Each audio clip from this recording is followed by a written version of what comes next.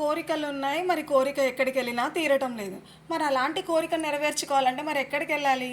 కడప నుంచి 45 కిలోమీటర్ల దూరంలో ఉన్నటువంటి శ్రీ సౌమ్యనాథ దేవాలయంకి అయితే వెళ్ళి మనం అక్కడ 9 ప్రదక్షిణలు చేసి స్వామివారికి మన కోరికను చెప్పుకొని కోరిక నెరవేరిన తర్వాత 108 ప్రదక్షిణాలు చేసి ఆయనకు మొక్కు పెట్టి చెల్లించాలన్నమాట.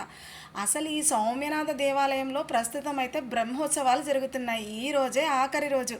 మరి ఇంకెందుకు ఆలస్యం? అందరూ వెళ్ళి స్వామివారిని దర్శించి మీ మీ కోరికలన్నీ ఆయనకు చెప్పుకోండి. మా ఫ్రెండ్కి అనుకున్న కోరిక నెరవేరిందని 108 ప్రదక్షిణాలు చేయడానికి దేవుడి దగ్గరికి వచ్చాడు. ఎంతమంది భక్తులు ఆనందంగా 108 ప్రదక్షిణాలు చేస్తున్నారో చూడండి మీరే కల్లారా. స్వామివారు ఇక్కడ అభయహస్తంతో ఉంటారు. సాక్షాత్తు ఆ నారద మహర్షి చేతనే ఇక్కడ విగ్రహం అనేది ప్రతిష్టాపన జరిగిందనమాట. చాలా పెద్ద టెంపుల్, 10 ఎకరాలలో ఉందండి. చాలా విశాలంగా ఉంటుంది, ఎంతో ప్రశాంతంగా ఉంటుంది. మరి ఇలాంటి ఇంత పురాతనమైన దేవాలయంని ఖచ్చితంగా సందర్శిస్తారు కదూ.